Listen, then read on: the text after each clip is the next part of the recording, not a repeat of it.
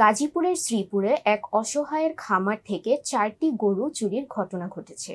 চুরি হওয়া 4টি গরুর আনুমানিক বাজার মূল্য 4.5 লাখ টাকা। এ সময় ভুক্তভোগী এক চোরকে চিনতে পেরেছেন বলে জানিয়েছেন।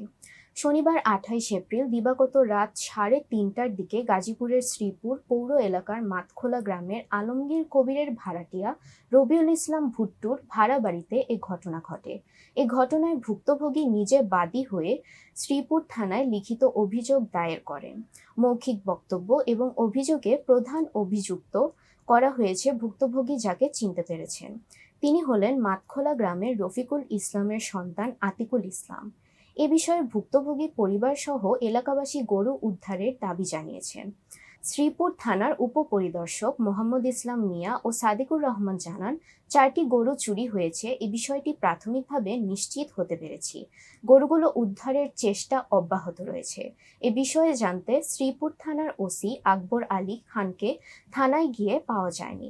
মুঠোফোনে একাধিকবার কল করলেও তিনি রিসিভ করেননি। এলাকাবাসীর বক্তব্যে স্পষ্ট হয়েছে, গরু চুরিতে সরাসরি জড়িত মাতখোলা গ্রামের রফিকুল ইসলামের সন্তান আতিকুল ইসলাম। সুস্পষ্ট তদন্ত সাপেক্ষে প্রকৃত দোষীদের আইনের আওতায় আনাসহ গরু উদ্ধারের দাবি জানিয়েছেন স্থানীয়রা।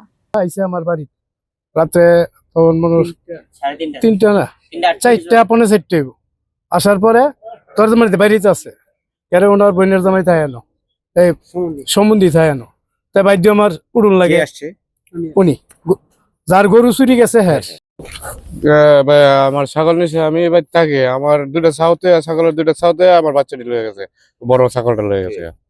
ওই বাড়ির ছেলে নাম আতিকুল। হ্যাঁ, আরো 2-1 কইছে যে হ্যাঁ নিচে দেখছে, এদিকের প্রমাণও আছে, অটোর ড্রাইভারে যে নিচে তাও দেখছে, প্রমাণও আছে। প্রায় সময় কি চুরি হয়? হ্যাঁ, প্রায় সময় আমার আরেকবার চুরি করে লয়ে গেছে, আরেকবার একটা ছাগল নিয়ে গেছে। দর্শক, ভিডিওটি ভালো লেগে থাকলে লাইক, কমেন্ট ও শেয়ার করে কাজী টিভি নিউজের সাথেই থাকুন। ধন্যবাদ।